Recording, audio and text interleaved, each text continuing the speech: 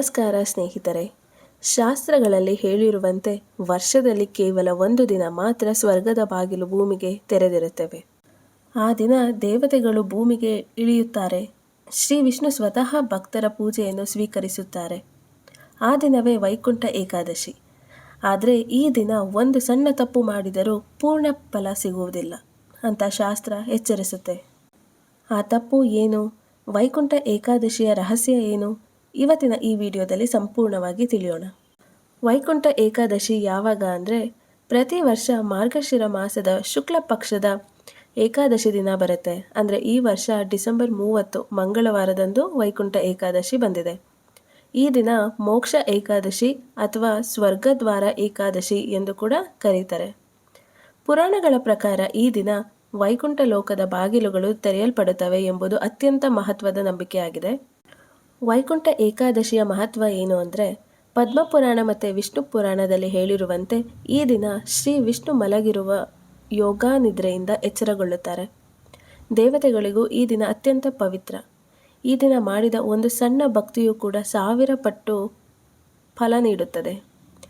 ಅದಕ್ಕೆ ಈ ಏಕಾದಶಿಯನ್ನು ಸರ್ವ ಏಕಾದಶಿಗಳ ರಾಜ ಎಂದು ಕೂಡ ಕರೀತಾರೆ. ಈಗ ವೈಕುಂಠ ಏಕಾದಶಿ ಆಚರಣೆ ಹೇಗೆ ಮಾಡಬೇಕು ಅಂದರೆ ಬೆಳಗ್ಗೆ ಬ್ರಾಹ್ಮಿ ಮುಹೂರ್ತದಲ್ಲಿ ಅಂದರೆ ಬೆಳಗ್ಗೆ ಸರಿಸುಮಾರು 3:30ರಿಂದ 4 ಗಂಟೆ ಒಳಗೆ ಎದ್ದು ಸ್ನಾನ ಮಾಡಿ ಶುದ್ಧ ಬಿಳಿ ಅಥವಾ ಹಳದಿ ಬಟ್ಟೆನ ಧರಿಸಿ ಮನೆಯ ಪೂಜಾ ಸ್ಥಳವನ್ನು ಶುಚಿಗೊಳಿಸಿ ಶ್ರೀ ವಿಷ್ಣು ಅಥವಾ ಶ್ರೀನಿವಾಸ ಅಥವಾ ಕೃಷ್ಣನ ಫೋಟೋ ಇಲ್ಲ ಅಂದರೆ ವಿಗ್ರಹಕ್ಕೆ ತುಳಸಿ ಎಲೆ ಅರ್ಪಿಸಿ ದೀಪ ಹಚ್ಚಬೇಕು. ಈ ಮಂತ್ರಗಳಲ್ಲಿ ಯಾವುದಾದ್ರೂ ಮಂತ್ರನ ಜಪ ಮಾಡಬೇಕು.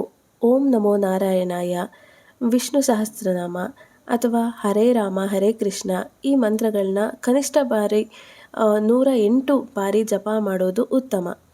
ಉಪವಾಸದ ಮಹತ್ವ ಏನು ಅಂತ ನೋಡೋಣ. ಈ ದಿನ ಉಪವಾಸ ಅತ್ಯಂತ ಮುಖ್ಯ. ಉಪವಾಸದ ವಿಧಗಳು ಯಾವ್ಯಾವು ಅಂದರೆ ಫಲಹಾರ ಉಪವಾಸ ಅಂದರೆ ಬರೀ ಹಣ್ಣು ಹಂಪಲುಗಳನ್ನ ತಿಂದ್ಕೊಂಡು ಉಪವಾಸ ಮಾಡೋದು. ಎರಡನೇದು ಹಾಲು ಮಾತ್ರ, ಬರೀ ಹಾಲನ್ನ ಸೇವಿಸಿ ಉಪವಾಸ ಮಾಡೋದು. ಇನ್ನೊಂದು ನಿರ್ಜಲ ಉಪವಾಸ, ಇದು ಆರೋಗ್ಯವಾಗಿದ್ದವರಿಗೆ ಮಾತ್ರ, ಅಂದರೆ ನೀರು ಸಹ ಕುಡಿದಲೇ ಉಪವಾಸ ಮಾಡೋದು ಉಂಟು. ವೈಕುಂಠ ಏಕಾದಶಿಯ ಉಪವಾಸದಿಂದ ದೇಹ ಶುದ್ಧಿ, ಮನಃಶುದ್ಧಿ ಮತ್ತು ಆತ್ಮಶುದ್ಧಿ ಕೂಡ ಆಗುತ್ತೆ. ಈ ವೈಕುಂಠ ಏಕಾದಶಿ ಮಾಡೋದ್ರಿಂದ ನಮಗೆ ಸಿಗೋ ಫಲಗಳೇನೇನು ಅಂದರೆ ಶಾಸ್ತ್ರಗಳ ಪ್ರಕಾರ ಹಿಂದಿನ ಜನ್ಮದ ಪಾಪಗಳು ಕ್ಷಯವಾಗುತ್ತವೆ, ಹಾಗೆ ದಾರಿದ್ರ್ಯದಿಂದ ಮುಕ್ತಿ ಸಿಗುತ್ತೆ, ಮನಸ್ಸಿಗೆ ಅಪಾರ ಶಾಂತಿ ಸಿಗುತ್ತೆ, ಕುಟುಂಬದಲ್ಲಿ ಐಶ್ವರ್ಯ ಸಂತೋಷ, ಹಾಗೆ ಅನಾರೋಗ್ಯ ಕಡಿಮೆ ಆಗುತ್ತೆ, ಮರಣ ನಂತರ ಮೋಕ್ಷಕ್ಕೆ ದಾರಿ ತೆರೆದುಕೊಳ್ಳುತ್ತೆ. ಈ ದಿನ ಮಾಡಿದ ದಾನ 1000ಕ್ಕೂ ಹೆಚ್ಚು ಪುಣ್ಯ ನೀಡುತ್ತೆ. ಒಂದು ಮುಖ್ಯವಾದ ವಿಚಾರ ಏನು ಅಂತ ಅಂದರೆ ವೈಕುಂಠ ಏಕಾದಶಿ ದಿನ ಈ ಒಂದು ತಪ್ಪನ್ನ ಖಂಡಿತ ಯಾರು ಮಾಡಬಾರ್ದು. ಶಾಸ್ತ್ರಗಳಲ್ಲಿ ಹೇಳಿರುವಂತೆ ಈ ದಿನ ಜಗಳ ಮಾಡುವುದು, ಕೋಪ ತೋರಿಸುವುದು, ಕೆಟ್ಟ ಮಾತು ಆಡುವುದು, ಇದರಿಂದ ಪೂಜೆಯ ಫಲನಾಶ ಆಗುತ್ತೆ, ಹಾಗೆ ಉಪವಾಸ ವ್ಯರ್ಥ ಆಗುತ್ತೆ, ಪುಣ್ಯ ಪಾಪವಾಗಿ ಪರಿವರ್ತನೆಗೊಳ್ಳುತ್ತೆ. ಅದಕ್ಕೆ ಈ ದಿನ ಮೌನ, ಸಹನೆ, ಕ್ಷಮೆ ಅತ್ಯಂತ ಮುಖ್ಯ.